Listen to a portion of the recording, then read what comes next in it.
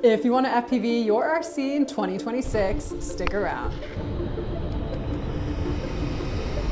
Off we go.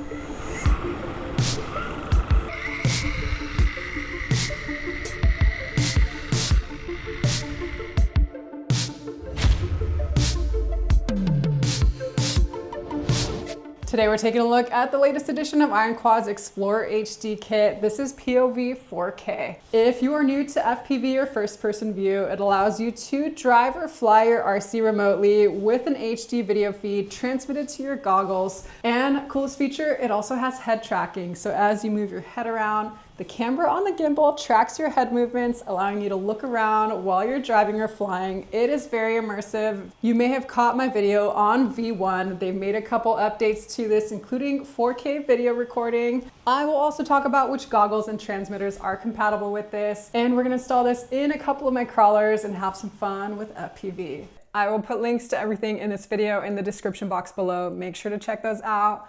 I received the camera gimbal only version since I already had a pair of the Walksnail Goggle X's. The cam only kit goes for $479.99 at the time of filming this. However, as I mentioned, they do have a camera Goggles X bundle option if you don't already have a compatible pair already. The bundle with their top tier Goggle X's will set you back $909.99. The camera setup also works with the more budget-friendly Goggles L, which came in the original XplorerHD kit.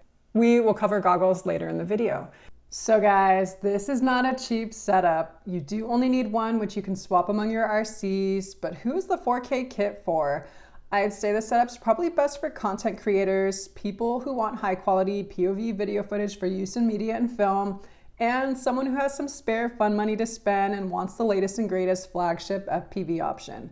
Is the previous kit outdated? Definitely not. You will still get HD FPV video feed out of that one at a cheaper price point. This is suitable for both surface and air, but we're just going to cover these surface applications in this video. Feel free to pause the video here if you want to check out the specs of the setup in more detail. This kit is 2 to 6S LiPo battery compatible and can be powered off the battery in your vehicle or off a separate battery. For my SCX6, the battery tray was super far away, so I just used a separate one. For my H10 Optic, I was able to use the included adapter to run it in line with my vehicle's battery. And for mounting this, if you're going to keep it in a single RC, you can use these 6 mounting holes on the bottom. Otherwise, I like to use Velcro so that I can easily move this among my RCs. Specifically for mounting the kit in a Vanquish H10 Optic, they make a free 3D printed file that mounts the FPV kit in the cockpit, nice and protected under the cage. I will link out to that file in the description box so you can print one yourself. This setup is optimized for RC crawlers and high-wing trainer planes. They don't recommend using it in bashers or high-speed RCs, and the system is not waterproof. Let's dive on in. Okay, here we are. Okay, we're recording. Oh my gosh. Why does this car look so big? Make sure we're gonna fit out a thing. We are. Okay, here we go. Oh my gosh, this is hilarious.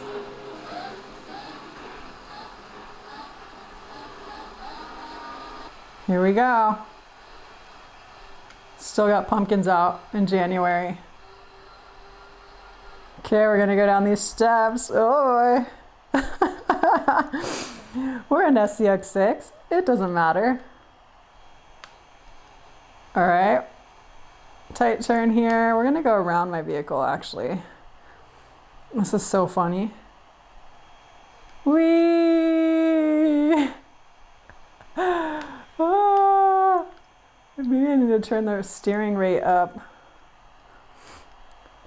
Okay. I'll show you guys the pond. So I have been restoring this pond here. It's crazy. In one of my previous videos, actually, my car fell into this pond. There's a plant pretty much overtaking the whole entire, oh, someone's going driving by. There was a plant here. I thought it was maybe a foot deep, and this is actually a pretty deep pond. So I mucked out all the nasty stuff in it, putting some sand around it, replacing the rocks. So pretty soon, this is gonna be a really cool RC crawler little feature. Maybe get a bridge going on there. Let's see how far we can go around the house. I'm also smoking stuff. I got a smoker recently. I just smoked some sablefish and some prawns. All right, here we go. Got some garden beds over there. Got a new septic tank too. That was a big, oh, okay. So I'm also, there's a giant pit here, a moat, because my downspout drain part is clogged. So in order for it to not pool around the house, those steps there, I had to do a little temporary drain. So we're gonna go down into this pit for a second.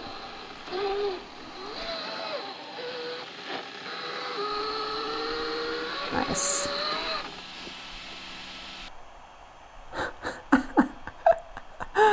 So funny. And I got some new drain there to dig at some point. Okay, now we're behind the house. Got some debris piles that I gotta get rid of. Oh, and now we're getting to the area. So we went around the whole entire house without losing signal, which is amazing. So I got a couple apple trees here. There's one. And we're approaching the second one. This is where the bear came on the property, climbed the freaking tree. I don't know if you can see all the scratches on that tree. Lots of scratches. Climbed the tree, took all the apples off, broke a bunch of branches like the one on the left.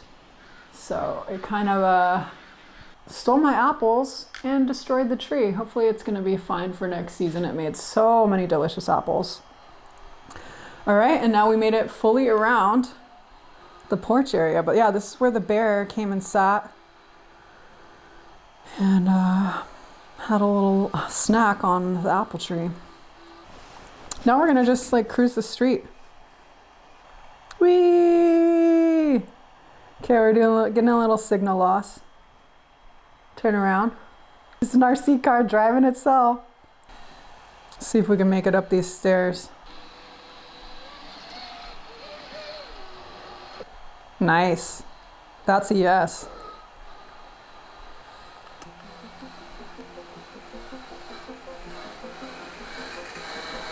Pretty freaking cool. Oh, that's so funny. And we're back. And we're freaking back. That's awesome. Ah! So we made it around the house with the SCX6, no problem. We're transmitting at 25 milliwatts power for both the video and the vehicle's transmitter, which is the max legal limit allowed without a ham radio license, which I don't have. There were a few obstructions like the house itself, but the signal was pretty solid for the majority of the excursion.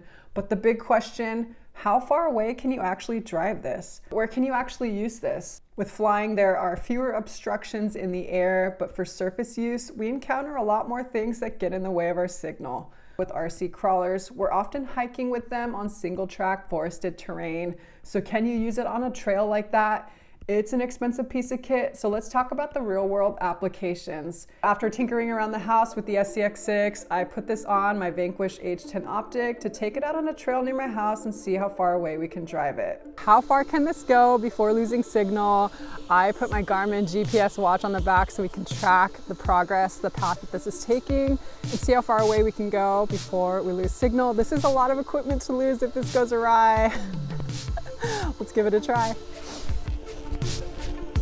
All right, off we go. All right. It's a little dark in here. Hopefully we don't run into anyone. It's kind of like sus having especially with everything going on in the world, having a remotely operated device with nobody next to it, with all these lights on it. It's pretty funny. All right, we're pretty straight shot here. And then we get to this section, we gotta make a decision. Left or right? Let's go to the left. I actually mountain bike these trails, and there are some amazing chanterelles that I found here, and matsutake mushrooms. Okay, we're already kind of losing signal. Didn't go very far, 60 meters. No, we don't have any signal. Transmitter disconnected. Oh boy. We had to go retrieve the H10 Optic from the forest. It was actually kind of in the bushes when I found it. So like 60 meters in a forested trail, not very far. So the short answer is no, it can't really go on forested single track terrain. There are some controllables to help increase our range, and then there are some limitations of the technology itself. To be clear, this setup utilizes two separate radio frequency transmitter receiver systems, the one in the vehicle and the one for the video feed. For the vehicle, I'm using a Radiomaster MT12 ELRS transmitter, which utilizes the 2.4 gigahertz band, and the IronQuad system transmits on 5.8 gigahertz, as with most analog and digital FPV systems out there. Without going into a deep dive on how radio signals work, essentially the weakest link is going to limit how far away we can actually drive this. 5.8 gigahertz band can transmit good detail, but it has low signal penetration through things like buildings, trees, and especially elevation dips. It really relies on line of sight, so we're likely to lose signal quickly when driving on a forested trail. Our video signal cut out, but the car was still moving, and that's because 2.4 gigahertz, the transmitter receiver system in the vehicle itself, has a longer wavelength, which means that it has greater signal penetration. So in this case, our video cut out, but the car was still moving. Our video receiver transmitter system was the limiting factor. However, there are some things you can do to increase your range. That's what I'm calling the controllables, one big one being the location. This setup is ideal for wide open spaces. So next I took it to the beach, a lot fewer obstructions to test it out on an open space. All right, take two.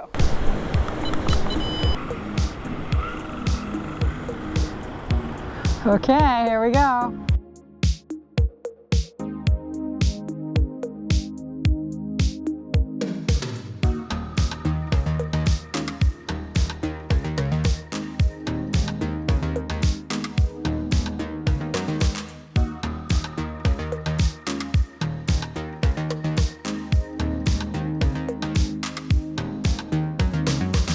And there's actually some other people are seeing on the beach.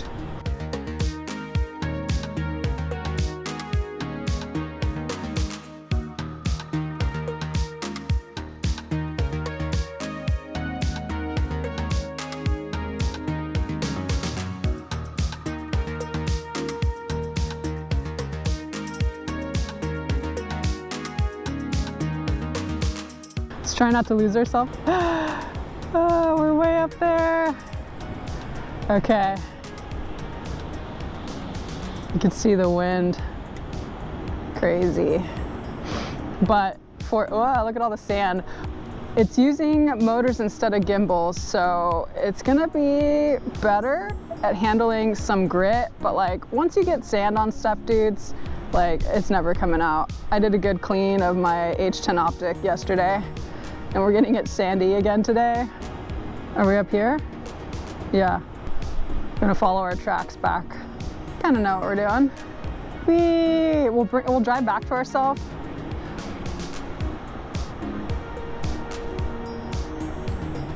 All right, guys, way better signal on a wide open beach with fewer obstructions. We got about 150 meters away before experiencing any video signal loss. I hope this gives you a good sense of the types of places you can use this and the potential limitations. And worth noting, these limitations aren't unique to the IronQuad POV4k kit.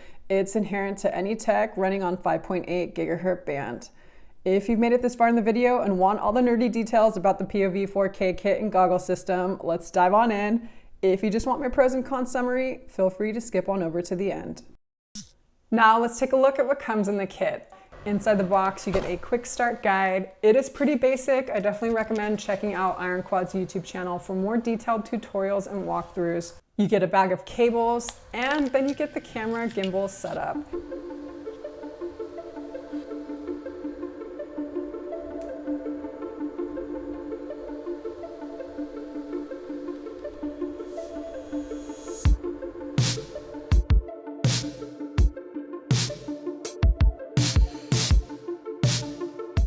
Alrighty, let's take a look at the anatomy of the system. So here we have our CAT-X FPV camera mounted on a 3-axis gimbal, so you get tilt, pan, and roll. It keeps your video feed nice and stable. Comes with a little lens cap here on the front. It is also mounted on some dampeners here. This port here is where your power cable plugs into, the one that came with the kit. So you can either power this in line with your RC, or you can power it separately. This is our bind button here. That little thing right there is our bind button if you are binding to your goggles for the first time. Binding to a new set of goggles, super easy. Press the bind button on the VTX, and using a sharp object, press the bind button on the goggles. They should pair automatically. We have two left-hand polarized antennas on the back in a nice 3D printed mount. And this unit here in the middle is the VTX or video transmitter. These get super hot, so we have dual fans, one mounted on the top and one mounted on the bottom. The thing about surface use, we're not getting the same airflow as you would if you were using these in flying in the air, which has a lot of airflow over the VTX with cooling. So for surface applications, dual cooling fans are definitely necessary.